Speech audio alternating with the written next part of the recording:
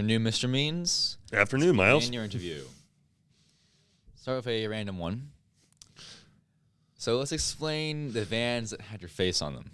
You know, you're going to have to talk to my sixth period from 2 years ago, a lot of whom I actually currently have as students, and they'll be graduating here in a few weeks.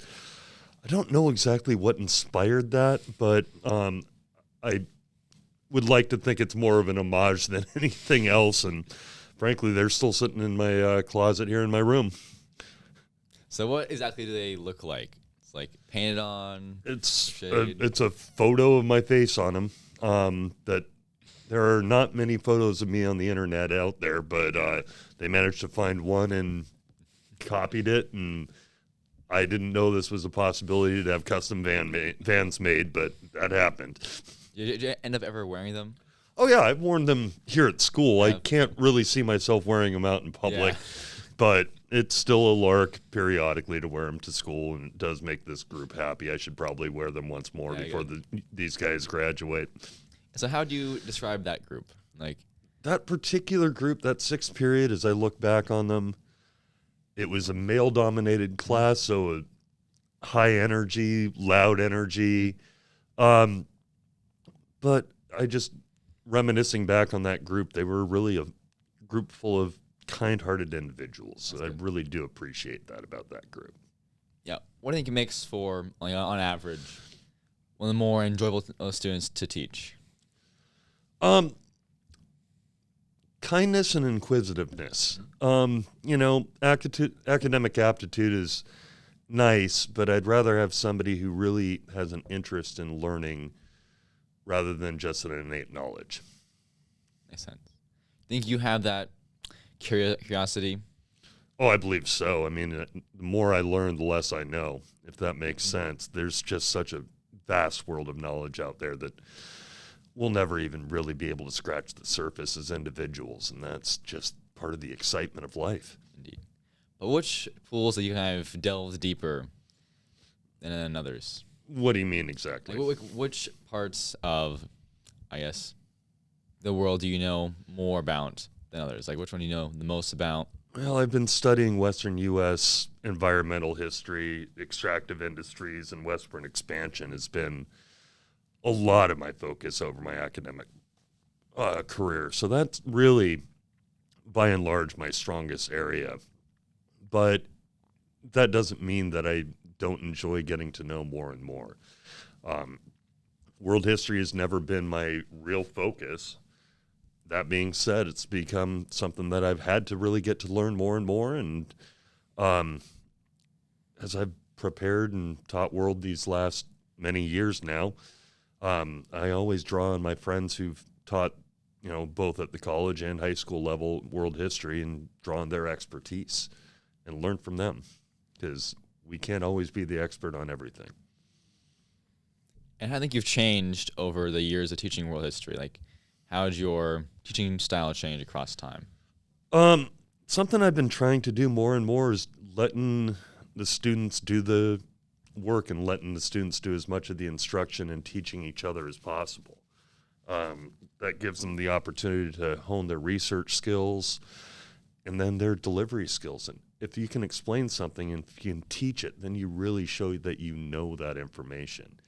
And trying to facilitate that ability in students has really become my focus overall.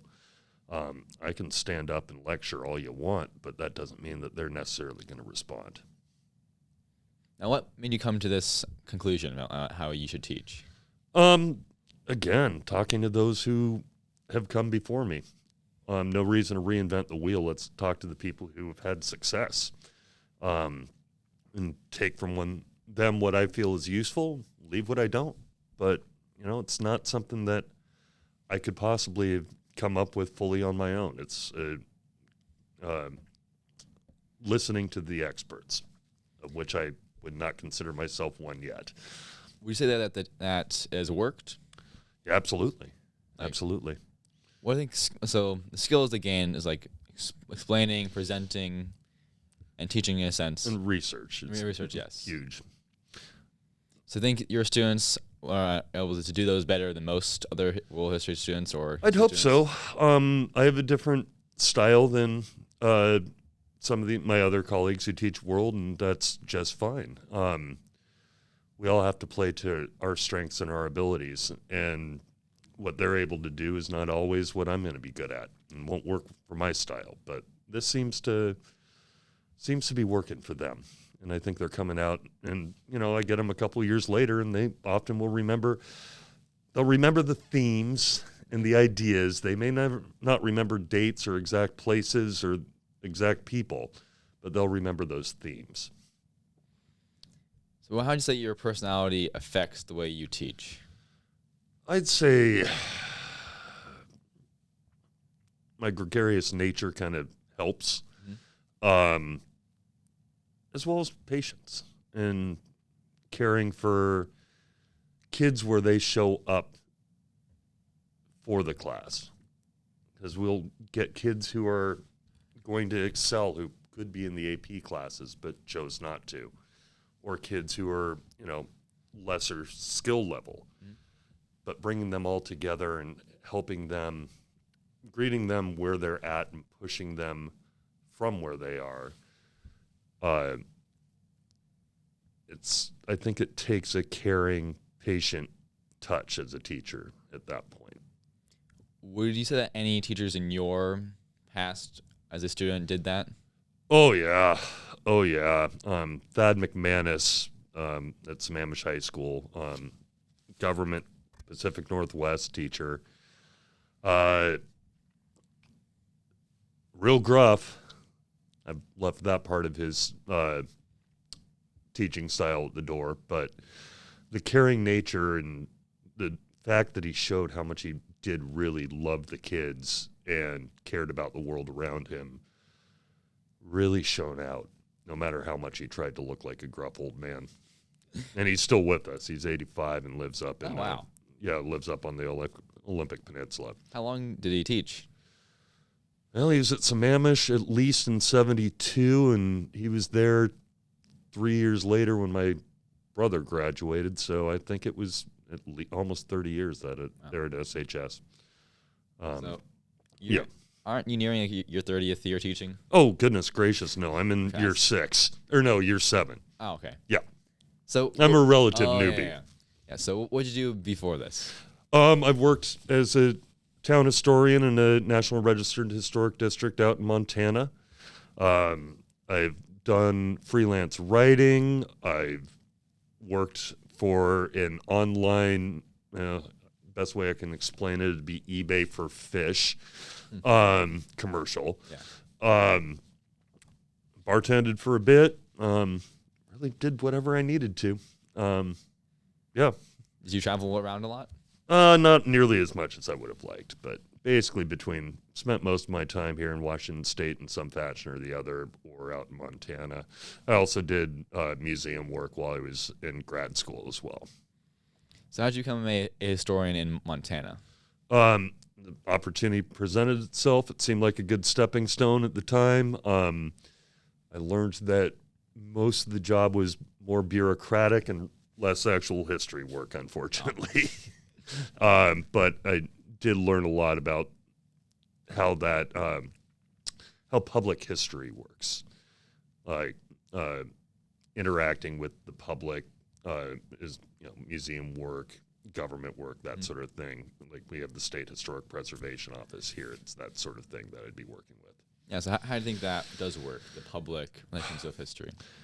It has its ups and downs. For preservation, it's incredibly important. Without these people, we'd lose so much of our actual artifacts and our material history. Yeah. Partially just due to neglect or partially out of nobody protecting it. It's necessary. It's not something I'd ever want to go work on again, though.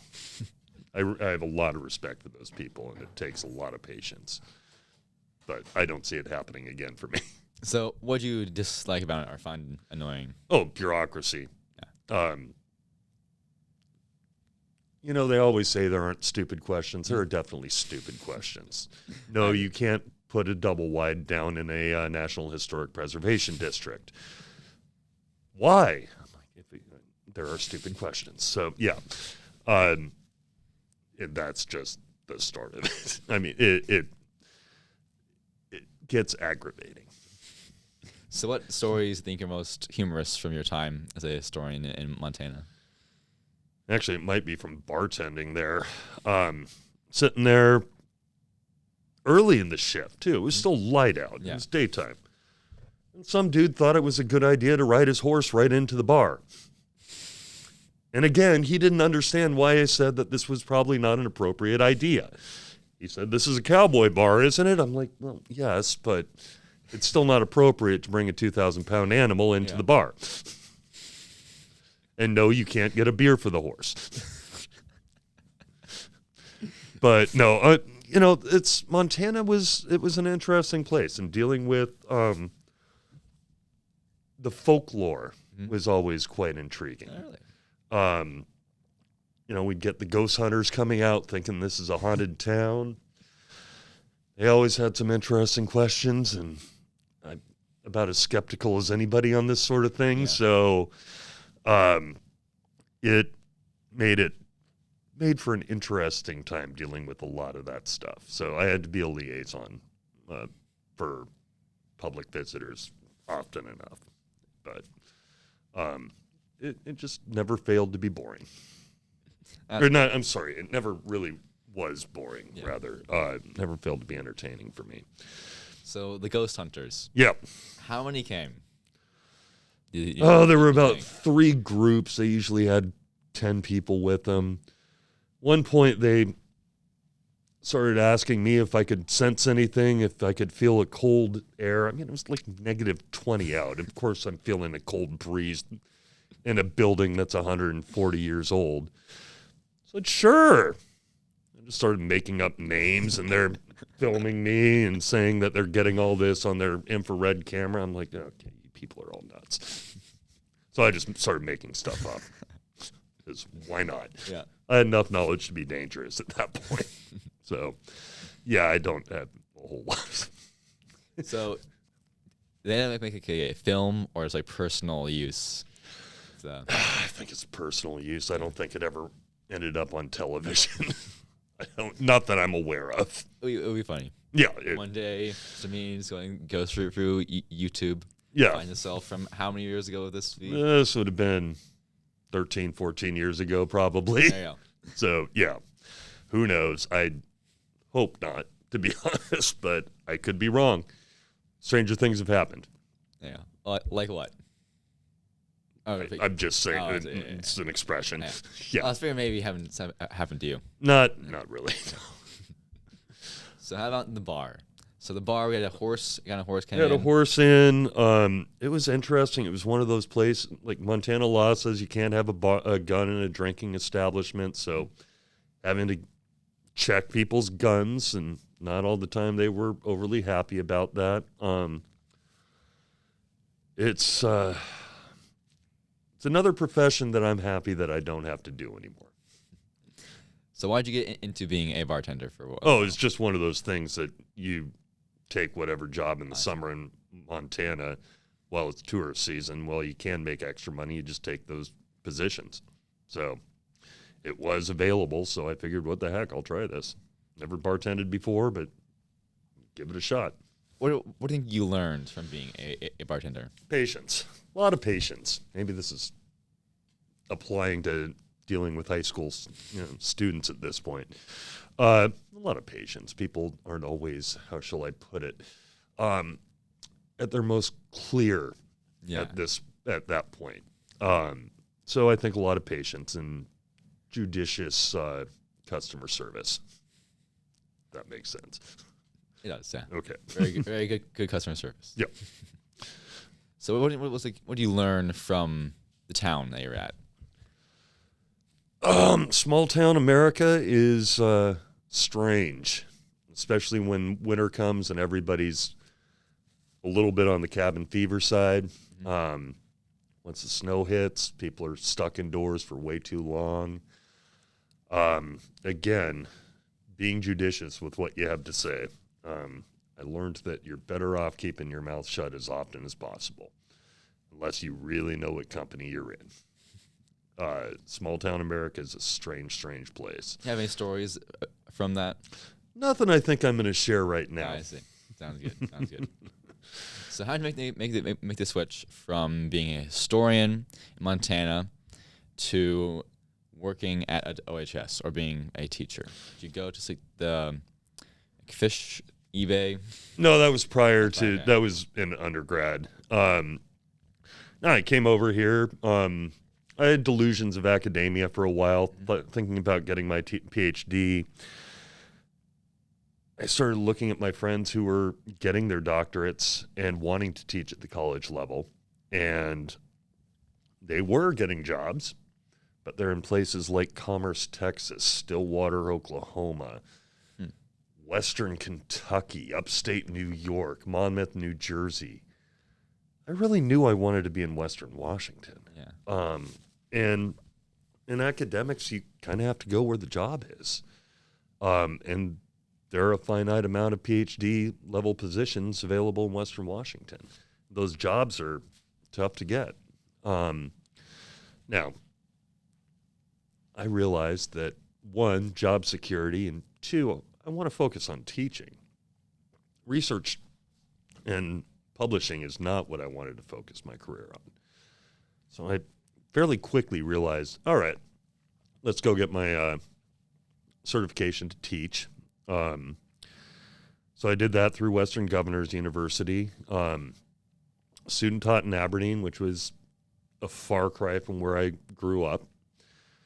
And then I went out to the Quinault Indian Reservation, Quinault Indian Nation, technically, and taught at Tohola for a year and taught 15 subjects, basically everything except PE and science in my first year of teaching. Oh. So that taught me a lot of things about patience and caring about those kids and being adaptable. So when I left there, my principal from Tohola had taken the job at Capitol, ran into Mick Hart at some district thing when Mick was the assistant principal here. Mick said they're looking for a history teacher. About a week or so later, they'd hired me for that in the debate coach position. Right place, right time, and darn it, when I got here, Mrs. Violet just flat out said, "Welcome to Olympia High School. This is where you're going to retire." This is about as functional a school as I think anybody could ever imagine. We're really lucky, both as students and faculty, to be here. So how would you describe other schools that you've taught at? Aberdeen, chaotic, pedantic, focused on the wrong things. Focused on rules and that sort of thing much more than trying to get the kids to care about learning. In fact, they very little talked about trying to teach them, more like control them. Tohola, to be honest, a lot of the time, the most important things we could do was just show up and love the kids and show them that we cared about them. Something that a lot of them really needed to hear. God, those kids are great. And I mean, the sixth graders I had, because I taught junior high through high school, my sixth graders that year are now graduating this year, so they would be your brother's age. And look through their graduation pictures. You know what? I really miss them and have so many fond memories of that group of kids. And I was lucky to know them. And this sounds cliche, but it really was one of those situations where they helped teach me to be a better teacher and a better man. So I really appreciate what I learned out there. Yeah. So what did you learn besides the patience and the? It's the patience, and like I said earlier, meeting them where they're at, and where they're able to perform, and help them find success wherever that's going to be, and make them feel good about themselves. How about your own high school? How do you describe that? Oh, Sammamish is very similar to Olympia, actually.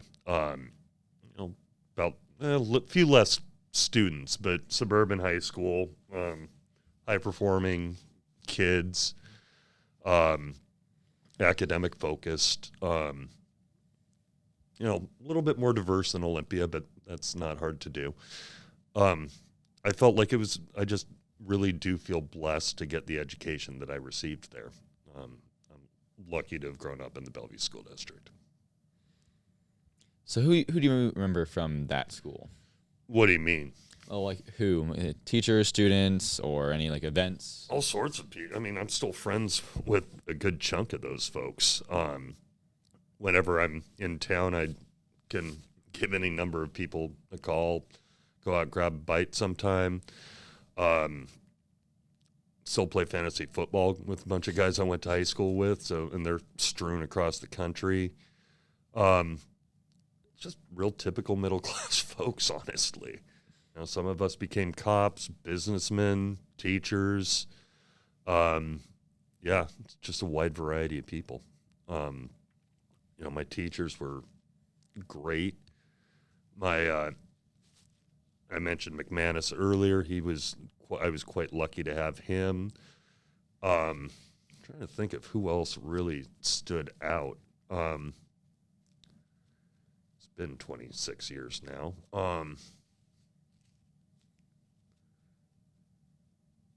Mr. Schmidt, my AP US World teacher, which that whole class, the two AP classes were combined in 1 year. Wow. So he just basically said, "Buckle in. We're gonna." He just basically stood and delivered everything. Just lectured, and we're just frantically. Not the way I would recommend learning or teaching. That's what he did. He actually named the Seattle Supersonics.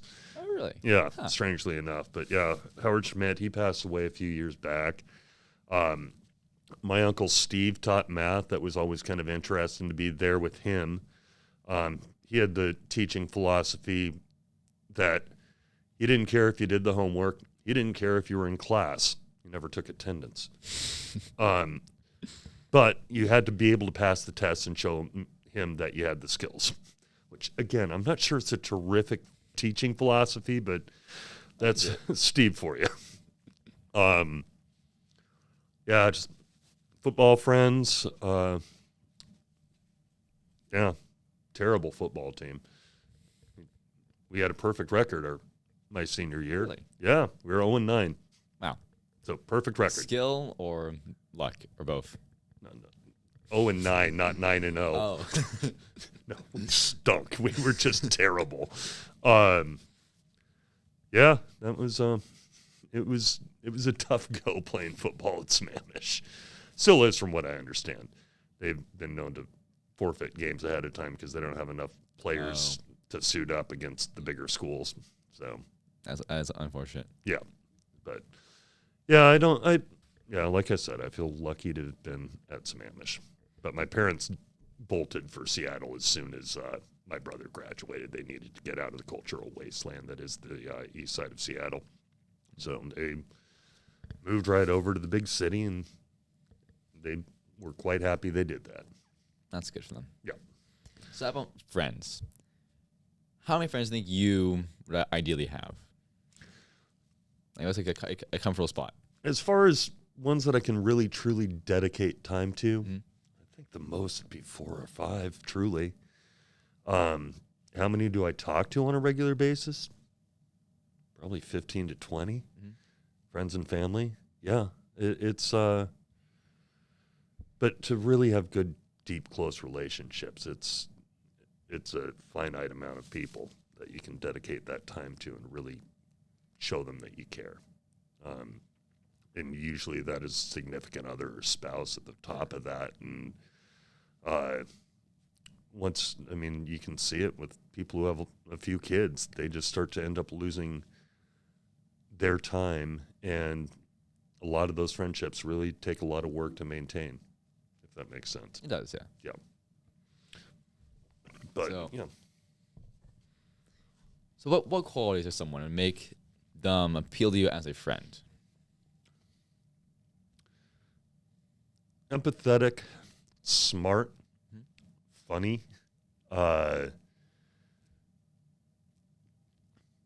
generally speaking, just somebody who's pleasant to be around. If they're annoying me, I'm probably not going to want to invest a whole lot of time into it. Yeah, it's the smart and the funny is such an important thing, but I also need you to be kind. In general, deep down, kindness is important. Who do you think best exemplifies these traits? I'm not entirely sure how to He's answer them. do a few.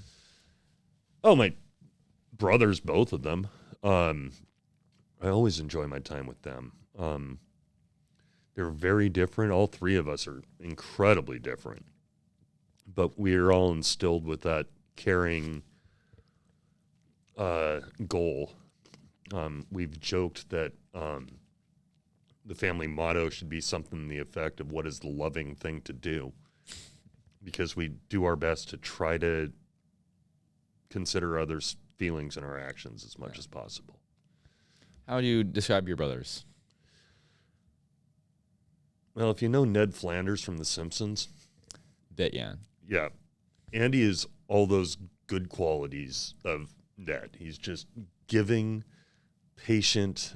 He's an elementary school principal up in Enumclaw, but never judgmental whatsoever. He and his kids are phenomenal. His wife is great, and brilliant. I mean, Andy's just through the roof mathematically. And my other brother's more eccentric, a little bit more rough around the edges, and Dave's, motorcycle riding, beard having. He basically does IT work for Bastyr University up in Bothell for the naturopathic med school up there. And what he does is he's always there to help. If somebody needs it, he's just going to jump on his bike and go wherever he's needed. He's a very giving man. So I really appreciate both of them. And, we all have different skill sets, but we've taken what mom and dad instilled in us and really are trying to emulate what they've shown the world. Yeah. So what did they instill upon you? Like I said, just focus on kindness, focus on loving, and look for those who need help. How do you think they did that? Like, what strategies were employed, per se? I think it was just not telling us to do it, showing us what they were doing, taking us along when they were doing things. Whether it would be, going to my grandmother's house to do yard work just because it needed to be done, volunteering for various charities, homeless shelters, that sort of thing. Just always be willing to be there for somebody else if that was needed. So what are the main memories you have of your brothers? I don't know where to go with that one. What's one that kind of sticks out? I'd say just the amount of times just going out backpacking, camping. Always remember those times when we're packing up a campsite, doing a sweep, and picking up more garbage than we left, and that was always important. Leave the place more clean than you found it. Be respectful of everybody else on the trail. All those times just out in the wilderness, playing cards at night, eating well, because, you hike for long enough, no matter what you're eating, it's going to taste phenomenal. But yeah, Andy and David and I just really liked to get out into the wilderness as much as possible. So when did you most of your backpacking? When? Yeah. Oh, pretty much up through my mid-20s. Just amount of body wear and tear, and I was putting in too many days skiing in the middle of that. So that ended up, my knees end up hurting every October because they're trying to make sure that I'm not going to try to ski on them as heavy as I ever have. But yeah, once my body started to break down, the backpacking kind of went by the wayside a little bit. I still like to get out if I can, but those days of like couple week trips are long behind me. So what do you remember about your parents? Again, a lot of kindness there. Dad was a hard worker. We wouldn't see him he was a tax CPA, so we didn't really see him from February through April. He'd be putting in 80 to 100 hours a week. My mother was a labor and delivery nurse. She's retired now, and she still does volunteer work down at the free clinic in Burien. She let her nursing license slip so they wouldn't be able to force her to do nursing work. She just does the clerical stuff and helps out where she can now. That's good. Yeah. So how about history? As you teach history, Mm-hmm. you did it in a museum, you did it in multiple schools. What about history appeals to you? It's the road to now.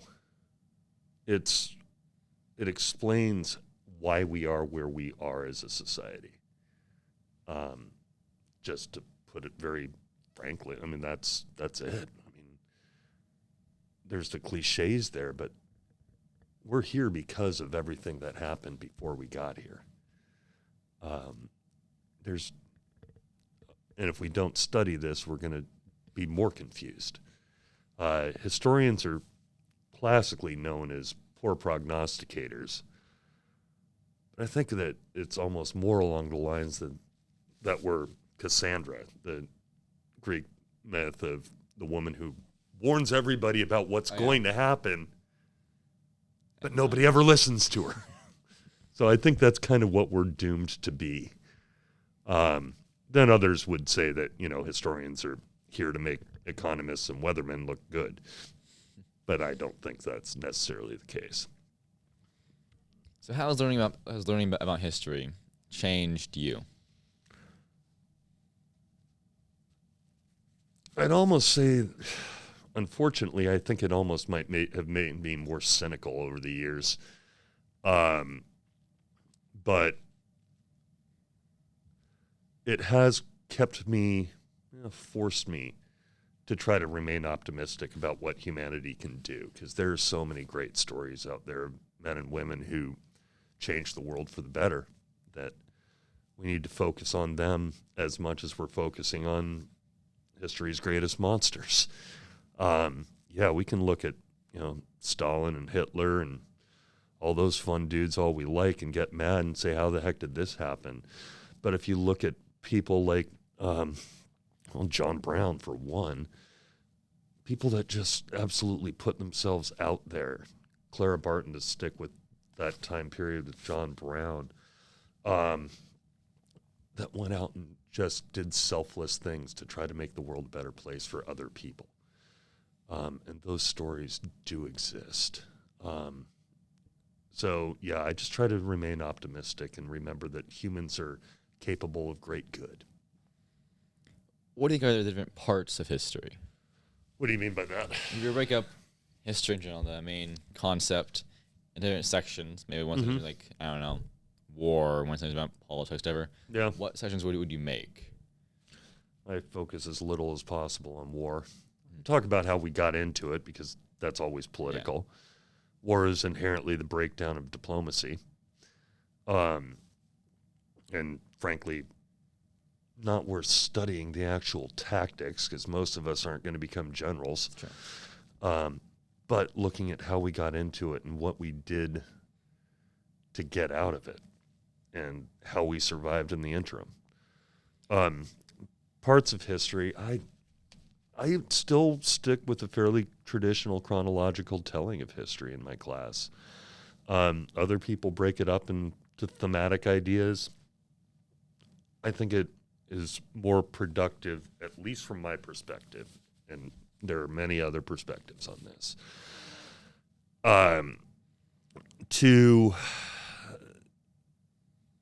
it's important to show it as cause and effect. Mm-hmm. This is how this led into this. or this was happening at the same time as this. So, whoa, wait, that's a coincidence. These are really connected. I prefer that way of looking at history, almost as a narrative. But I definitely look at it from a different perspective than a lot of typical narrative historians go, because these are the more traditional conservative historians who utilize the narrative method in their writing, but I am focused a little bit more on the social aspects of things. I see. Yep. So how do you think those two methods compare and contrast, the social and the more traditional conservative method? Well, the traditional conservative method would be great man history. Like, this is this person, and they were terrific because they did this, this, this. Where, well, obviously we're going to have to mention these folks. I think it's much more important to take a look at who was being affected by these people. Society as a whole. Yeah. Like, because let's be honest, most of us are not the, great leader that's out there that will be talked about in history in 100 years. But we're affected by it. And I'd rather look at those people who were affected by these other people and see who made a big impact and who did it positively and who did it negatively. And unfortunately, a lot of the people that have been celebrated traditionally are really quite horrible human beings and took advantage of people left and right and did whatever they could to gain more money, gain more power. All of these things that we're taught in every ethical, philosophy to avoid. Yet this is who we're celebrating in history? Doesn't make a darn bit of sense to me. So why do you think we end up celebrating these people? I think it was John Steinbeck that said the problem with America is that everybody thinks we're a temporarily disadvantaged millionaire. That we all think that we're going to be that person someday. It's just not the case. I think it's the inherent, often greed of Americans to celebrate the very, very wealthy and to assume that maybe that's going to be me someday. So I better support them and celebrate them.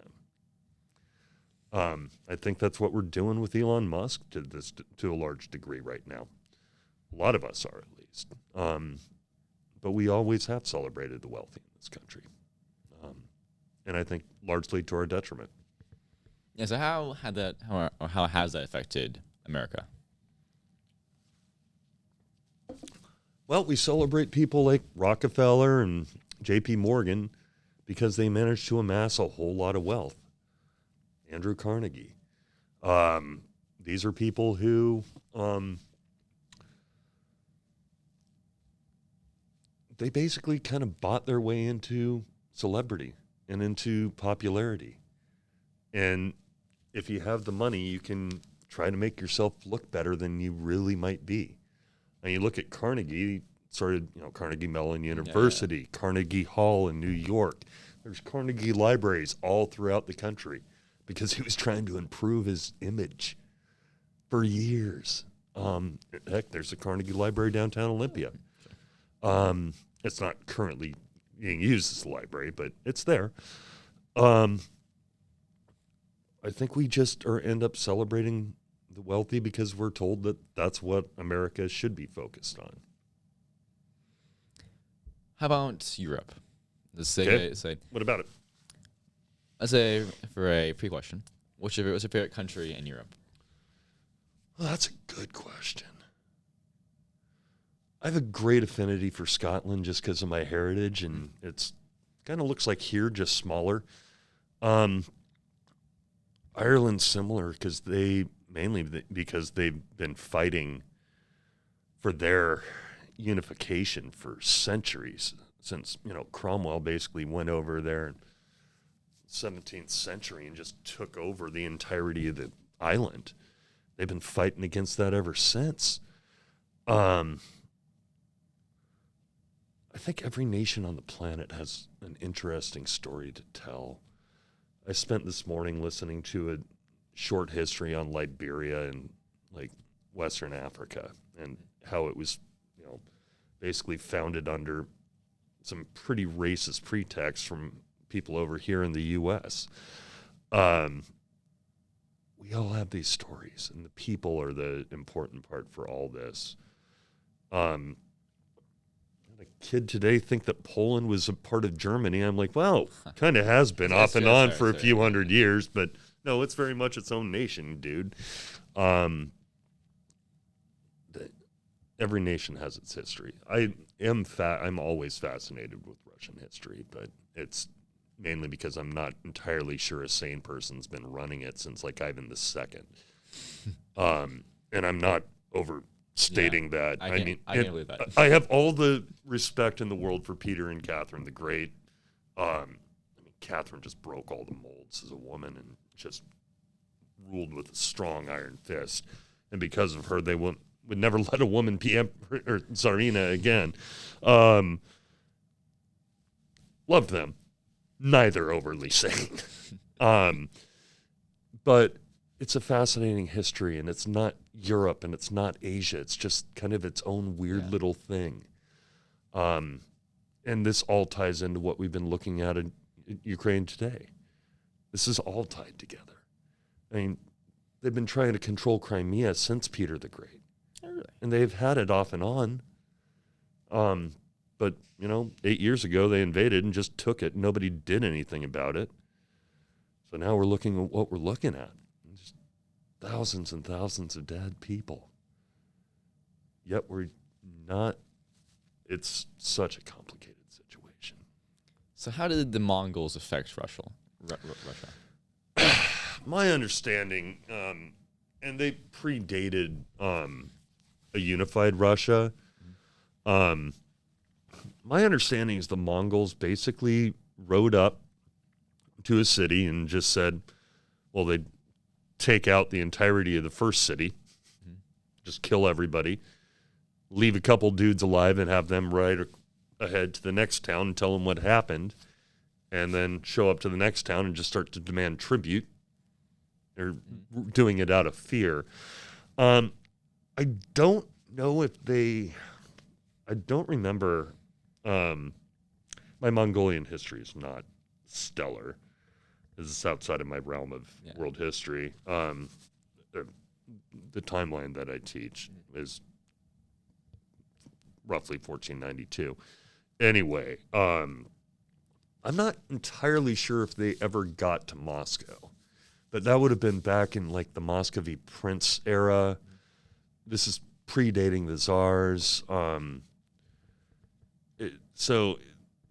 Russia wasn't unified. They might have gone to Minsk instead. I honestly don't remember. Yeah. So how about the Tsars? So you mentioned Catherine the Great and Peter the Great. Yeah, okay, they're both. great, Yeah. huh? Yeah, they actually tried to give Catherine the title the Great before she died, and she always refused it. Oh. She said she had to earn it. Makes sense. She's, truly an amazing woman, and ruled Russia for many decades. And actually, she almost freed the serfs, except there was an uprising and basically got her a little bit afraid of freeing them and worried that they might rise up and take out the monarchy. So, yeah. She was an amazing woman. And she gets maligned quite a bit, but that's because of the masculine influence in the history books that came after her death. Mm-hmm. And she was not written of well by those czars who, one being her son, and then coming afterwards, they tried to make her look bad. They spread vicious lies, some of which that I'm not going to bother to mention here, but some of which are still being perpetuated today. So what do you think would happen if during her reign she had freed the serfs? I don't like to work in hypotheticals. It's a fun thing. No, it isn't. No, it's not. Conjecture's not good for historians. That's fair enough. Yeah. Okay. Yeah. No alternate histories. No. No. I fictionally, I enjoyed The Man in the High Castle, but I would never bring it up in a class. I also, I'm trying to remember the other one. The Plot Against America, which was really an interesting one, but again, I would never bring it up in a classroom. Yeah. What's that one about? The Plot Against America is the idea if we had effectively joined with Germany Ooh. instead of joining with Britain. Basically, an American fascist comes to power instead of beating Roosevelt in an election. So yeah, it was chilling. We do forget that there wasn't very popular American Nazi Party in the 1930s. In Madison Square Garden, big old swastikas, 30,000 people. Swastikas hanging right next to a picture of George Washington. These are very much there. That Nazi fascist contingent existed, and we're only talking 80 years ago. It's frightening. 90 years ago, but regardless. So how was that dealt with during the war? I imagine it got rather unpopular once we joined in with the side of Britain to openly be an avowed, Nazi. Probably not a whole lot of folks wearing, swastika armbands around the U.S. at that point. But that didn't mean the anti-Semitism and the racism and the sentiments they espoused were not paralleling the Nazis' ideas. We see a lot of groups today that will say, oh, we're not Nazis, we just believe this, this, and this. Never mind, they basically believe the same thing, but they're not Nazis. No. Need to be clear on that. I just believe this. Okay, well, quacks like a duck, walks like a duck. Duck. It's definitely not a seagull. But yeah, no, this is all paralleled.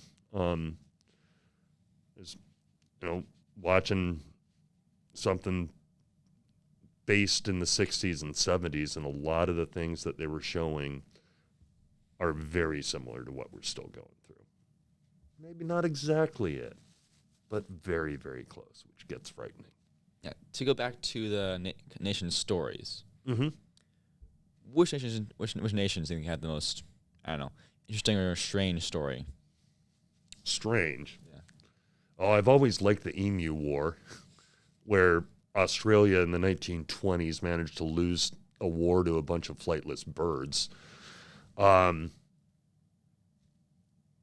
Always enjoyed the whale explosion that happened in the 70s down on the Oregon beach, where they blew up a humpback whale and just ended up raining whale parts on everybody, including why?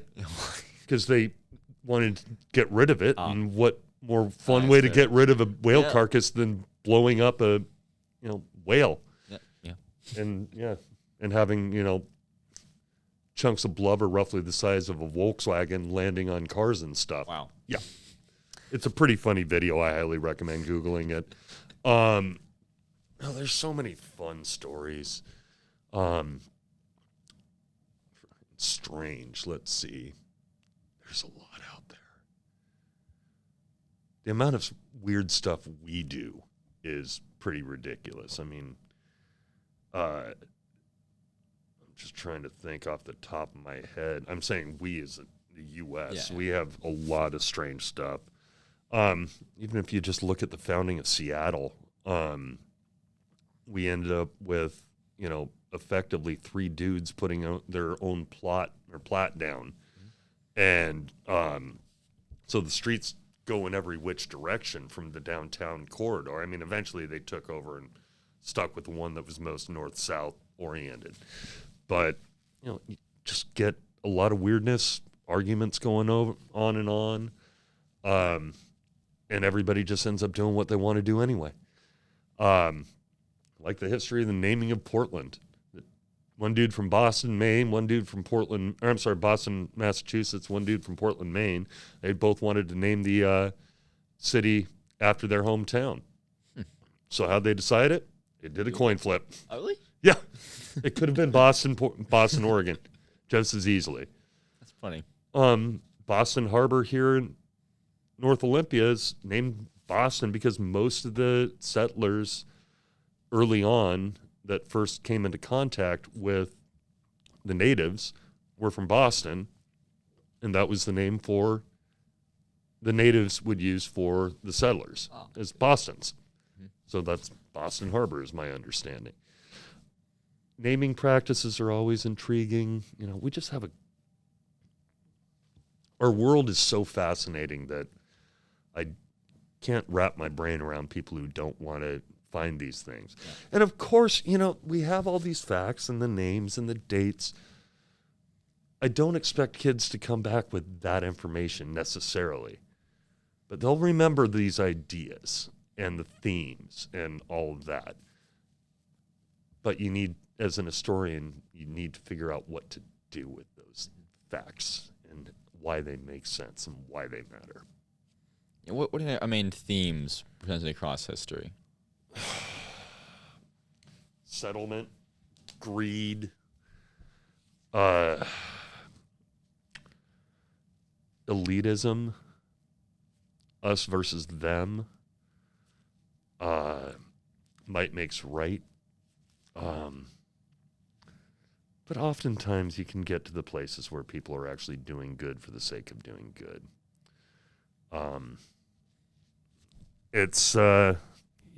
We often will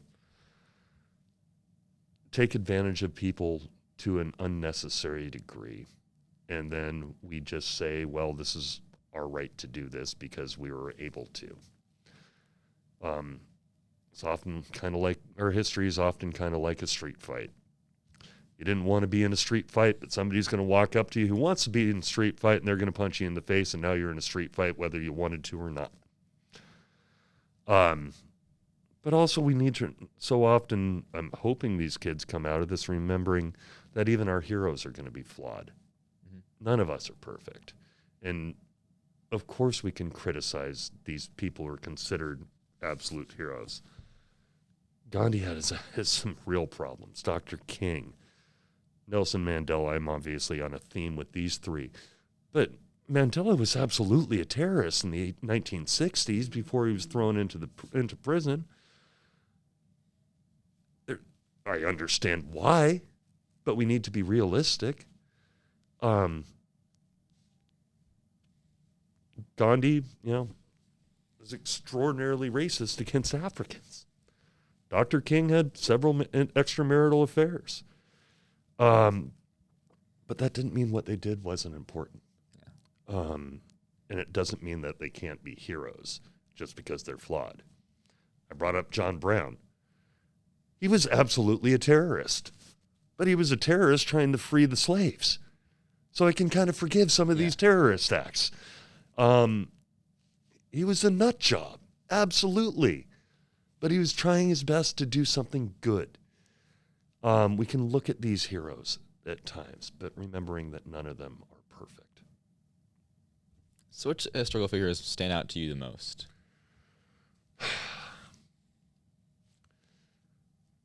I'm a big fan of FDR.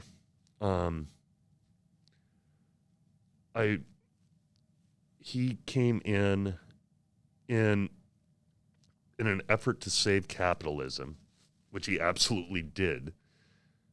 He brought in these programs that were called socialist back then. They're being called socialist now. But he did that to save our country. Didn't care what was going on. He knew that people needed jobs, and they didn't want a handout. They wanted jobs, and he got them jobs. And he allowed for them to eat, because that's what the people needed. Programs to save banks, to save our country, where the previous dude just decided it'll all fix itself. This is how capitalism works. It's a free market. It will self-correct. Yeah, well, people are dying in the streets. But he was absolutely a terrorist. But he was trying his best to do something good. We can look at these heroes at times, but remembering that none of them are perfect. banks are foreclosing and then closing themselves. FDR came in and saved our nation. And I truly believe that. Again, flawed human being, well-known philanderer. Well, I'm pretty sure Eleanor was in the same boat. But regardless, not perfect. Obviously, Japanese internment was huge black eye on his presidency. It's one of the most atrocious things we've done as a nation, and it was done under him. But he did a whole lot of good in saving us. So what do you think is America's story, per se? Like, how the story, it's like, well, you see, look across it. Like, China, been around for a very, very long time. Compared to America, very short time. Yep. How do you think like the time scale of like, a nation affects the view of its history? What's our story? Well, we're probably the longest surviving democracy in the history of the world. That's one thing, which is I'm not entirely sure the founding fathers expected us to last this long. Our story is that exploitation of labor in one fashion or the other. And we're built on two main original sins, that of annihilation and genocide of the indigenous population, and then the kidnapping of a whole group of folks and bringing them over here to be forced labor. That's been going on for 400 years. That was 400 years ago. And even after the Emancipation Proclamation did very, very little, but even after the 13th, 14th, and 15th Amendments, it's utilizing cheap Irish labor heading west with the railroad and cheap Chinese labor heading east. Cheap Chinese labor all throughout the West Coast until we decided we had too many Chinese here and blocked them from coming over. Then exploitation of labor. I don't remember who said it, but something to the effect of, I can always pay one half of the poor to kill the other half, and I'll control them. Yeah, that's a very good quote. I wish I could remember who it was off the top of my head. I got to get shaken here soon, I think. But it's exploitation is the history of America. And that might be an unpopular opinion, but it's tough not to think that way with how poorly we've treated so many people in this country. They all say, you can pull yourself up by your bootstraps, but they don't quite realize that that was an ironic statement. You ever tried to pull yourself up by your bootstraps? No. Not physically possible. It's because you can't get purchased. Yeah. So, yeah, it was an intentionally ironic statement. And yet they keep hearing it all the time. So. What's the thing is like another view of American history? There's obviously many views given the size of the nation. Mm-hmm. What are other ways of looking at it? What a lot of people would like us to say is that this is the America where everybody can excel and everybody can become a rich man.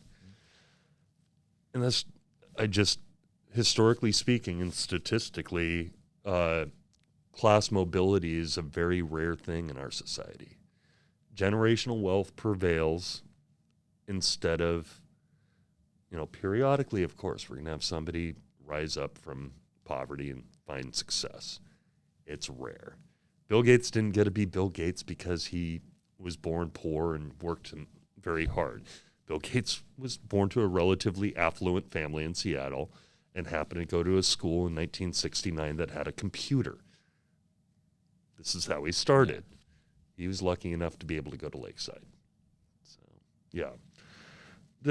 A lot of people would like us to be teaching more that America's, just a land of opportunity. And if you didn't succeed, you didn't try hard enough without looking at what disadvantages are out there for so many people.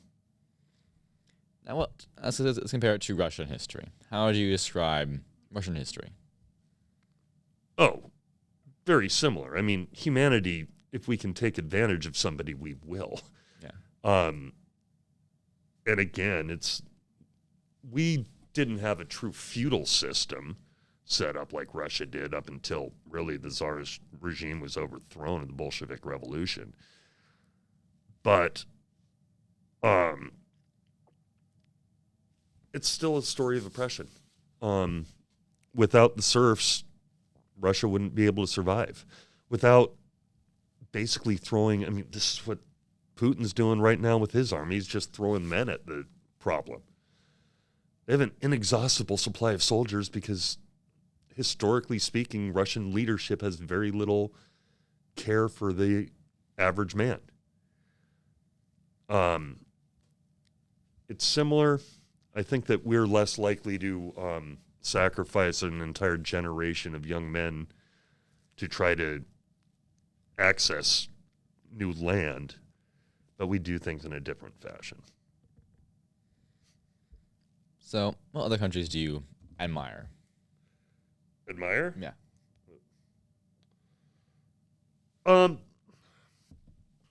Admire.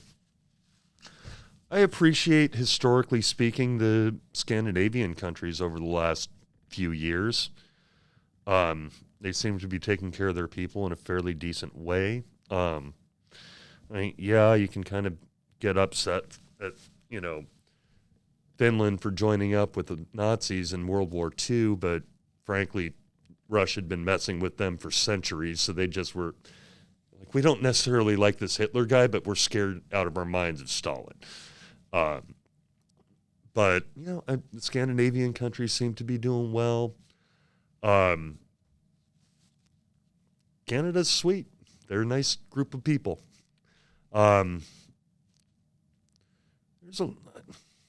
Every nation is flawed. I think the ones that probably do it best are probably South Pacific Islands that don't have to deal with anybody. Makes sense. I got to get going. Sounds good. Yeah. Well, all right. Our time, Mr. Means. Yeah, that was fun.